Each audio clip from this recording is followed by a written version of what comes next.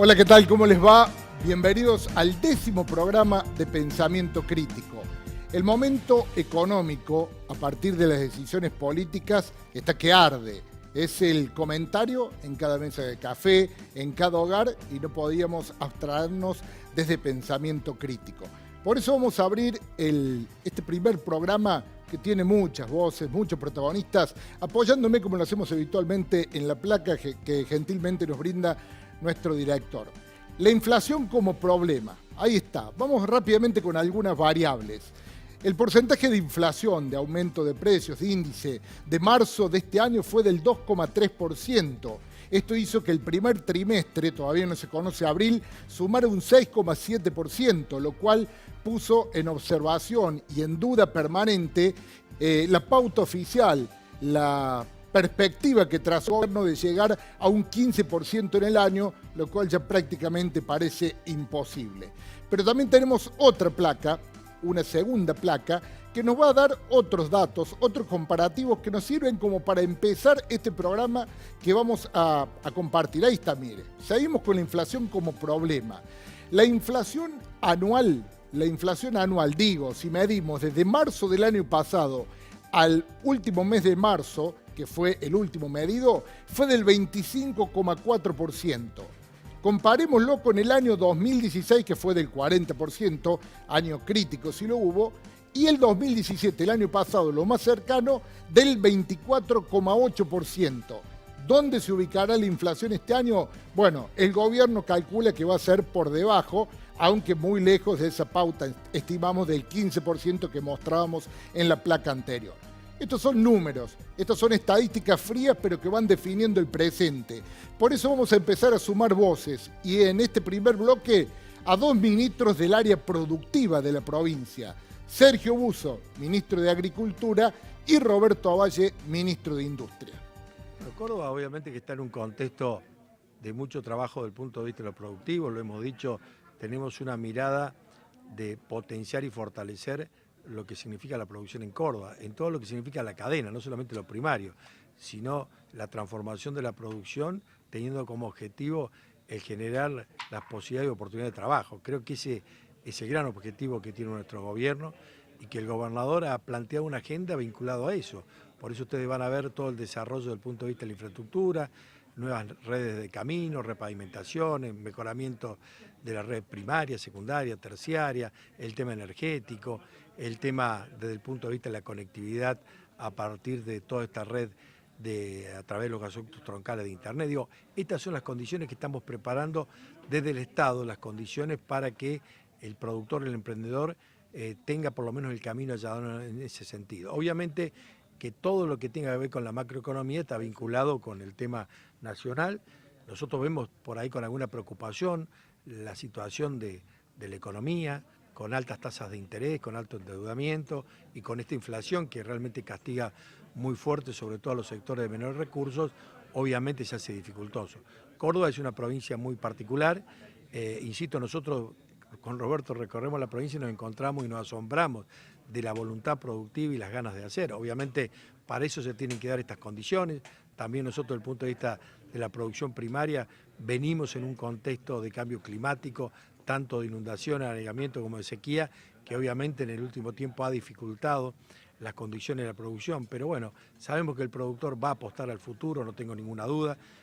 Obviamente que el problema más serio que todavía no ha logrado resolver el gobierno nacional es dar con el diseño de una política antiinflacionaria que realmente se note de manera ostensible que tenga efectos positivos. Sigue siendo la madre de los problemas. Para mí sigue siendo la madre de los problemas, porque eso genera puja distributiva, hay sindicatos que se han puesto en una posición sumamente dura en materia de negociación paritaria, algunos otros razonablemente han resuelto su situación, pero en general uno tiene que decir las cosas como son. Todavía no se acierta una política antiinflacionaria, eso golpea fundamentalmente a los sectores trabajadores de ingresos medios, golpea muy mucho en el sector de ingresos medios los incrementos tarifarios que venimos teniendo de todo tipo, gas, energía eléctrica a nivel mayorista, o sea, a nivel nacional, los incrementos en los combustibles líquidos. La verdad que no está dando respiro. Más allá de que, bueno, habrá alguna justificación que así lo imponga. Pero eso genera zozobra y obviamente genera también impacto negativo en materia productiva en algunos sectores de producción que tiene como destino el consumo masivo, como es, por ejemplo, calzado, como es, por ejemplo, vestimenta, como es, por ejemplo, inclusive también la producción de alimentos industrializados de determinado tipo. La gente opta por otro tipo de consumo, tiene que empezar a decir, a ver, ¿qué pago este mes? ¿Pago el gas o me compro tal ropa? Y obviamente va a optar por pagar el servicio público. Bien, ahí estaba entonces el escenario que muestra la inflación y la palabra de dos especialistas o dos dirigentes políticos encumbrados en la provincia. Vamos a la pausa. Cuando regresemos, uno de los vicepresidentes de la Unión Industrial de Córdoba, el villamarinse Marcelo Uribarren, hablando en términos similares.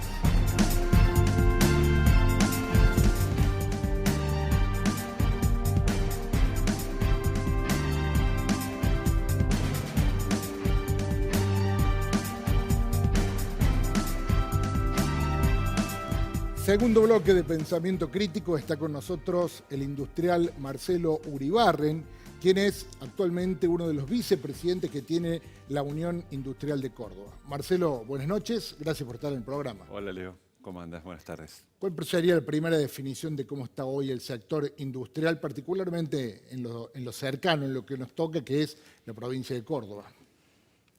Bueno, de estos últimos días lo que reina es la incertidumbre, ¿no? Que tiene que ver con la moneda y esta cuestión de los tarifazos. Eso lo primero que hace es resentir la inversión, eso todos sabemos que es así, ¿no? La falta de confianza por saber cómo va a ser el futuro hace que por ahí la inversión se resienta o que los productos que nosotros fabricamos no lo podamos vender con comodidad porque el que compra quiere tener ciertas reglas de juego claras. ¿Hablamos de incertidumbre o podemos hablar también de una preocupación por el presente, por cómo se está este movimiento raro que está mostrando la economía? Bueno, muestra la debilidad que tiene la economía, pero también la debilidad que tiene el sistema político, ¿no? No es solo economía, es política también y nosotros de la UIC lo vemos, esto se analiza a nivel nacional y bueno, tratando de que hay cuestiones que se están cambiando, que se están intentando cambiar porque eso es diferente, que llevan seguramente discusiones y el Estado con la oposición no se ponen de acuerdo políticamente en cuestiones que creemos que hay que cambiar, pero que bueno, generan este tipo de cuestiones que lo único que hacen es dar incertidumbre a la economía, sin duda. O sea que estamos frente a un problema político que está haciendo, digamos, o está repercutiendo en lo económico. Sí, lo primero que hemos planteado siempre cuando asumió este gobierno es que había que darle previsibilidad por lo menos mediano plazo, algo que un industrial no tiene, hace muchos años que no la tenemos. Después había que dotar a la economía de ciertas reglas de juego, porque cuando se habla de traer inversores extranjeros, el principal inversor que tiene que estar conforme es el interno, claro, ¿no? Claro. Si no hay inversores internos conformes, ¿qué va a haber inversores externos que no están dotados ni de fidelidad, ni de tierra, ni de nada? Entonces para eso había que cambiar algunas reglas de juego o mejorarlas. Eso tenía que ver con el valor de la moneda, puede ser, pero también tiene que ver, por ejemplo, con la reforma laboral, que es un tema que se viene, que es muy duro, el tema de las tarifas, que es un tema que es muy duro, pero no digo desde la dureza del empresario que está tratando de ver cómo, porque esa es otra cuestión también que vivimos con mucha intensidad, ¿no? Claro. Como que fuese un sector que está tratando de mejorar su ganancia por encima de lo que corresponde. Eso no es así, al contrario.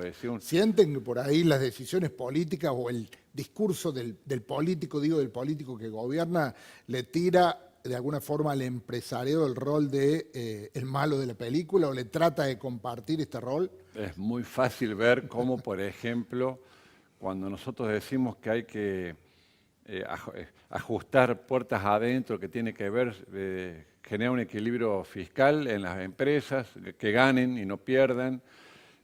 Cuando uno lo ve en el Estado pasa lo mismo, entonces muchas veces el Estado ajusta fácilmente a las empresas, muy sencillo, impuesto al cheque, ingresos brutos, cualquier contribuciones patronales, cosas que en el Estado, en el resto del mundo no existen y aquí existen, por eso que la carga impositiva que después se traslada al privado, pero normalmente empieza por el empresario, normalmente. Mientras el empresario, sobre todo el PYME, lo hemos hablado con vos varias veces y me has dicho que bueno, vos convivís en la misma ciudad, te debes cruzar no solo dentro de la empresa, dentro de tu industria, sino a cada rato con tus empleados. Y mientras tanto, digo, en esas reglas de juego, de incertidumbre, de temor, ustedes hacen equilibrio, maravilla, para tratar de mantener esa fuente laboral. Exactamente. Entonces, cuando uno habla de previsibilidad, no habla de que el futuro sea aventuroso, ¿no? Es decir, uno puede tener una realidad que puede ser buena, mala o regular, pero si uno sabe que esa realidad, primero que tiene un objetivo en el cual sirva para mejorar algo, porque la realidad que es negativa para nada no le sirve a nadie, ¿cierto? Pero digamos, si esas son las reglas de juego, uno ajusta a la empresa, se adapta, habla con la gente, hacia este lugar vamos. Cuando eso no pasa, entonces viene la incertidumbre, entonces no te permite saber cuál es la política para sacar adelante la compañía, cuál es la política cuál es el plan de negocios que tenemos como empresarios para llevar la empresa hacia un crecimiento permanente, que es lo que todos buscamos, obvio. Y el sostenimiento de esos puestos de trabajo cada vez se hace más difícil, porque si bien no se está viendo, se están viendo puestos de trabajo que se pierden, pero no es una variable todavía muy preocupante. ¿Cómo se paran frente a eso? Si bien sé que es el tema más sensible para hablar de todos. El crecimiento del puesto de trabajo en una empresa está acompañado de la inversión. Hoy puesto de trabajo nuevo no. Bueno, pero es que antes que el puesto de trabajo esté la inversión. Y la inversión está acompañada por el puesto de trabajo. Si uno invierte en máquinas, necesita personal que la maneje. Entonces, yo me preguntaría, bueno, realmente cómo está dado, porque una tasa del 33%. 33 y pico ahora, sí. ¿no? En este momento, hay que ver, ¿no? Primero lo que yo quiero aclarar es que en una pyme el dinero uno no está sentado diciendo, bueno, tengo este dinero, ¿especulo o invierto? Nosotros lo que tenemos que hacer es mantener y tratar de generar riqueza con la estructura armada. Entonces, no tenemos esa posibilidad de elegir entre especular o no. De todas maneras, cuando uno habla de inversiones externas, es difícil, ¿no es cierto? Cuando la renta anual de una empresa industrial en cualquier lugar del mundo, hablar de un 15%, un 10, un 15% es una buena renta, y hoy las LEVAC dan un 30%, ¿no es cierto? Entonces, uno no está parado especulando a ver qué hacer con el dinero, sino tratando de generar una política que produzca valor en la compañía. Es algo natural, porque además para darle certeza a la compañía, pero también para que la gente que trabaje adentro también crezca, ¿no? Y se mantengan esos puestos. Por supuesto. Marcelo, vamos a escuchar declaraciones, siempre tenemos algo para compartir en medio de la nota. Declaraciones, no vamos a entrar en el tema hoy tangible, el tema sensible de las tarifas. Declaraciones del gobernador Schiaretti, que seguramente nos va a dar para analizarlo.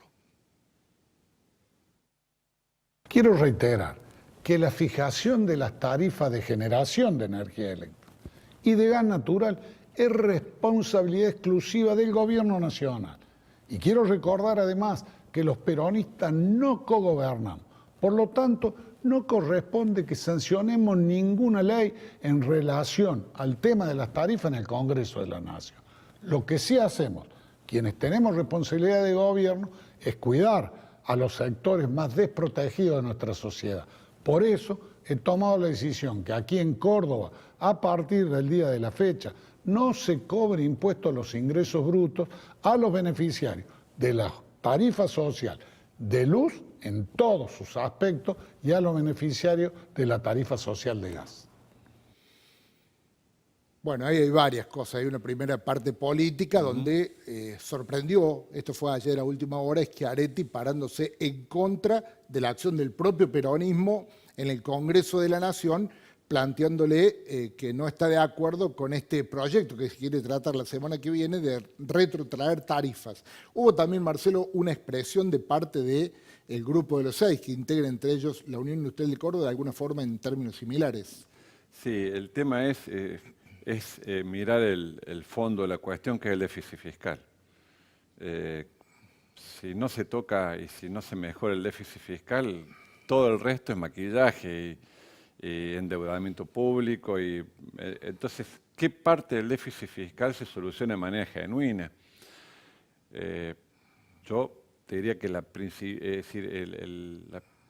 punta de la pirámide en la mejora del déficit fiscal es la generación de riqueza genuina, ¿no? Para eso, volvemos al tema de la política industrial, cómo hacer para que las empresas crezcan de manera espontánea, claro. No ni a través de subsidios, porque justamente los subsidios lo único que hacen es empeorar el déficit fiscal. Ahora, el tema de las tarifas, lo hemos dicho, lo dice la UIA, si las tarifas tienen un componente muy importante con respecto a lo que es, suponiendo el costo de la luz, el costo total de lo que gasta en energía el país, creo, no sé si esta información es perfecta, pero debe estar por ahí, creo que el Estado recauda el 65% del total. Sí. Entonces, ese 35% que está subsidiado lo pagamos en impuestos. Entonces, ahí está la primera desigualdad, ¿no? Porque en impuestos pagamos cuando, por ejemplo, el que consume realmente la cantidad de luz, porque la genera, porque la produce, es decir, porque la consume a través de un trabajo industrial pesado, bueno, ese subsidio se paga en todo el resto de la comunidad. Entonces, eso es algo que hay que equilibrar. Ahora, ¿qué porcentaje, claro, que es algo que nos planteamos nosotros, qué porcentaje de eso es ineficacia de la empresa que, por ejemplo, está en discusión si PEC es eficaz o ineficaz? Sabemos que la distribución tiene un costo, dicen igualitario, pero en Córdoba se paga bastante más la luz que en Buenos Aires. Sí, entonces, sí, esa diferencia nos hace pensar a ver qué pasa con EPEC puertas adentro para saber, de la misma manera que nosotros hacemos en cada una de nuestras empresas, qué pasa en una empresa como EPEC o en cualquier otra, ya sea para el gas o para cualquier empresa pública. Pero lo que quiero dejar de claro es que, ojo, cuando uno cree que por el aumento de tarifas, ese aumento de tarifa lo está pagando el Estado Nacional como si nosotros no nos lo cobraran, claro, de otro lado, ¿no es cierto? Sí. Es decir, lo que no pagamos por aumento de tarifa lo pagamos por carga impositiva. Nosotros no estamos quejando porque a toda la población argentina, no solamente a las empresas, la carga impositiva es tremenda. Entonces hay una parte de subsidio que la estamos pagando entre todos, cuando por ahí no debería ser en esa distribución. El tema es cómo hacerlo para que, si por ejemplo vamos a bajar tarifas, estaría bueno también saber cómo se van a ir bajando los impuestos, puesto que ya no hay que subsidiar, ¿no? También eso sería también un aliciente, ¿no? Para saber de este berenjenal en el cual estamos metidos de carga impositiva, cómo se va a ir solucionando cuando se vaya arreglando el déficit fiscal, si es que alguna vez se hace. Para que se haga, volvemos al tema del componente político. Yo creo que el resultado es uno solo, no hay que mirarlo ni de izquierda, ni de derecha, ni de centro. Si creemos que el déficit fiscal tiene que estar equilibrado, bueno, pongámonos de acuerdo en cómo lo vamos a hacer. Marcelo, en el comienzo, en el primer bloque, nosotros hablábamos de la inflación como problema. Creo que alguna vez, charlando en otra nota, lo definiste en estos términos. ¿Sigue siendo la inflación la madre de los problemas? Sí, porque el déficit fiscal genera inflación. Entonces, nos preocupa, por ejemplo, la inestabilidad que genera el aumento del dólar, pero el dólar, aunque no lo queramos, crece menos que la inflación. Entonces, ¿qué pasa? Si la inflación se lleva puesto la moneda también, después nuestros precios dejan de ser competitivos, el producto importado entra a un costo que no se puede sostener y exportar se hace muy difícil, y la generación de riqueza genuina, que es la que a la larga o a la corta nos va a sacar de la pobreza, se hace muy difícil. Claro. Este dólar hoy a 22 y pico, ¿cómo le cae a la industrial? No, lo que nos cae mal en el sentido de la falta de previsión. Sí, claro.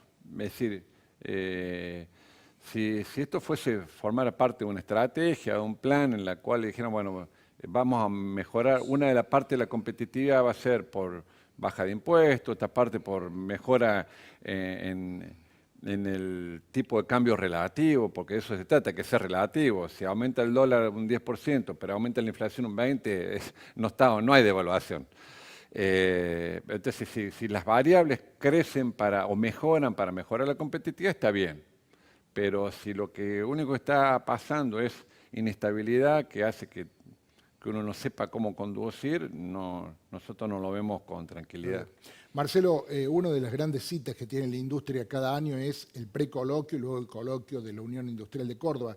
¿Es real que de nuevo vamos a tener un protagonismo en Villa María? Sí, el 5 de julio está el precoloquio en AERCA, donde, como todos los años, va a estar la UIC y seguramente va a estar el municipio y la provincia representados y bueno, vamos a traer disertantes que nos permitan entender un poquito más temas que son claves, ¿no? que son de una coyuntura intensa, como por ejemplo, como lo que decía antes, reforma laboral, dólar o ese tipo de cuestiones.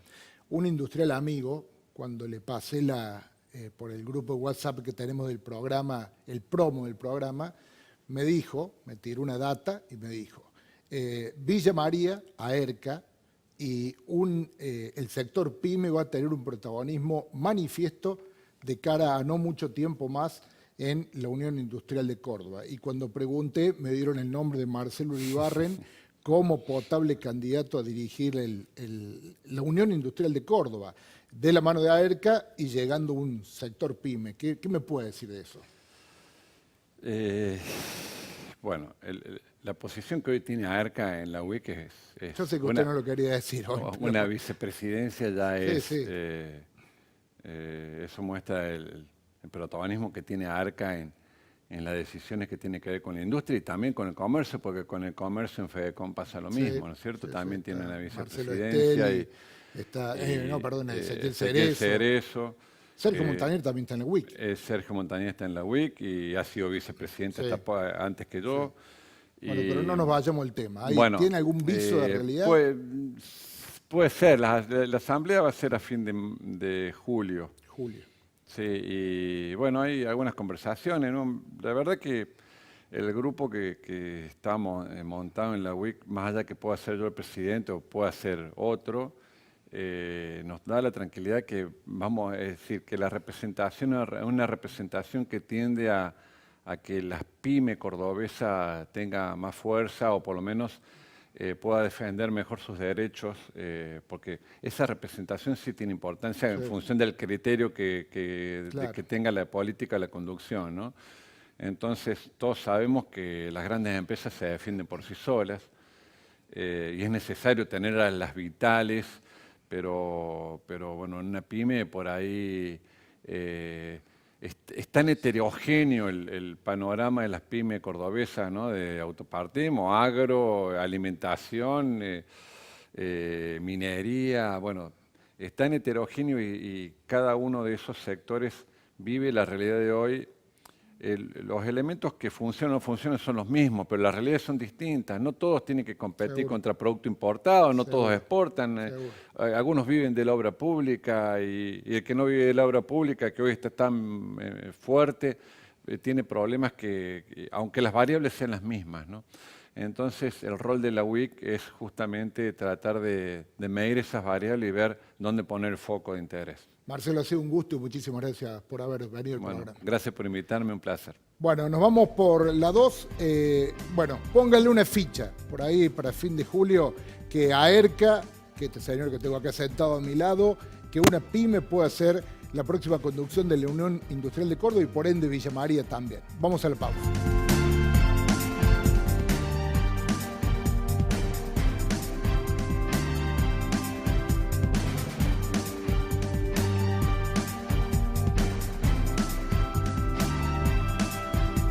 Abrimos el último bloque en Pensamiento Crítico y como es habitual vamos a sumar a nuestro compañero, el periodista Gabriel Ventura. Gabriel, buenas noches. ¿Qué nos has traído? ¿Qué tal, Leo? Buenas noches. Tercer bloque de este 10º programa de Pensamiento Crítico y vamos a hablar de los créditos bancarios. Créditos de la banca pública cordobesa, de Bancor, porque ha arrojado números muy interesantes que le vamos a pedir al señor director que nos acompañe con placa para poder compartirlo. Ahí lo tenemos. El mes de abril arrojó un total de 4.200 millones de pesos en préstamos otorgados por Bancor, Leo. 1.350 millones de estos créditos fueron destinados a familias. Esto implica un 48% más de lo que había ocurrido el año pasado. Y 2.850 millones de créditos fueron otorgados a empresas, lo que quiere decir un 39% más de los préstamos otorgados en abril a estas entidades. Números más que interesantes en un momento donde la economía tiene distintos vaivenes y distintos movimientos. Nosotros, si te parece, Leo, corriendo un poco con el tiempo, abrimos directamente este WhatsApp pensado, donde vamos a compartir también la palabra de Daniel Tillar, quien es el presidente de Bancor, que habló con UniTV, que habló con Pensamiento Crítico y se refirió a los préstamos que otorga la entidad. Yo diría que, en todo caso, lo que está ocurriendo es que el banco está teniendo una muy fuerte política de créditos. O sea, nosotros hemos cerrado un primer trimestre con muy buenos números, con muy buen crecimiento del crédito. Nosotros estamos prácticamente en la comparación interanual un 50% arriba respecto al año pasado, y pensamos que este año 2018, vamos a poder, nuestra cartera de créditos se va a incrementar prácticamente un tercio, un 33%. Así que nosotros estamos muy optimistas con el comportamiento del banco, que siempre está funcionando un poquito mejor que nuestra competencia. Siempre, tanto en préstamos al sector privado como en depósitos, estamos creciendo un poquito más que el sector privado. Así que este año nosotros, en ese marco, lo que nos hemos propuesto es profundizar el crecimiento en las regiones. Por eso venimos tan habitualmente a Villa María como a otras regiones, para detectar dónde están las fuentes de crecimiento y dónde el banco puede apalancar más la actividad privada. ¿Cuál es el mayor desafío que tiene Bancor de aquí en adelante? Bueno, obviamente los bancos regionales ya no son una realidad tan generalizada ni en nuestra Argentina ni en otras partes del mundo. Entonces, yo diría, uno de los desafíos importantes que tiene el banco es continuar su crecimiento como banco regional. Obviamente somos muy optimistas en ese sentido, porque el dinamismo de la región Córdoba es enorme, tanto por el crecimiento económico, poblacional, pero también por la dispersión regional que tiene ese crecimiento. Así que nosotros creemos que la provincia de Córdoba es el lugar ideal, para el medio ambiente ideal, para el desarrollo de un banco regional como el nuestro, así que somos muy optimistas. Daniel Tillar, presidente de Bancor, quien hablaba sobre los créditos de esta entidad financiera pública en nuestra provincia, que ha tenido crecimiento en abril, y también Leo sobre este objetivo de seguir posicionando a Bancor como un banco regional, por decirlo de alguna manera. Bien, interesante, por cierto, venimos escuchando distintas voces, teniendo un panorama bien completo. Lo dejamos dentro del WhatsApp pensado, Gabriel, al final del último programa, el pasado jueves, hace ya una semana, tiramos un adelanto que finalmente en las últimas horas se concretó. Así es, Leo, por eso en este WhatsApp pensado vamos a compartir algo que ocurría en el final del último programa de Pensamiento Crítico y que luego ratificó el intendente de la ciudad de Villanueva. Lo compartimos. Le voy a adelantar algo. La próxima semana, le diría, si no es en las próximas horas, seguro en la próxima semana, el intendente de Villanueva, Natalio Graglia, va a tomar la misma definición que tomó el intendente Martín Gil. Están estudiando y se va a hacer efectivo la eliminación de la alícuota en Villanueva es del 20% que cobran sobre la factura de gas. Esto significa, según los meses, entre 400 y hasta 800.000 pesos para Villanueva. Muy buen dinero. Que vamos a estar quitando la tasa municipal que incide sobre los boletos de gas, con la idea de acoplarnos a este momento crítico que vive la Argentina. Sabemos que eso repercute directamente en el bolsillo de la gente y queremos a través de esta acción facilitar un poco el momento y la economía familiar. También queremos pedir que desde Nación contemple la posibilidad de quitarle el IVA a las tarifas, que eso reduciría prácticamente a la mitad lo que pagamos por mes en gas, y realmente también pedir de que no avancen con mayores aumentos, porque de hecho de darse posteriores aumentos los que ya hemos sufrido, creo que evidentemente el esfuerzo que hace hoy el municipio no va a tener, no se va a reflejar en la familia, porque lo va a estar absorbiendo un nuevo aumento. Si queremos pedir que realmente se revea esto, que congelen el tema de los aumentos, que no sigan aumentando, porque realmente vemos que la sociedad ya no aguanta más estas medidas de ajuste que se vienen teniendo, y creo que habría que trabajar un poco más serio en esto, y que sea un esfuerzo de todos y no solamente de los municipios. Ahí lo teníamos, Leo, al intendente de Villanueva, Natalio Graglia, confirmando algo que tu persona, que vos habías anunciado la pasada semana en este programa sobre la quita en las tarifas de la cuota que se cobra por parte del municipio. Es todo por hoy, muy buenas noches.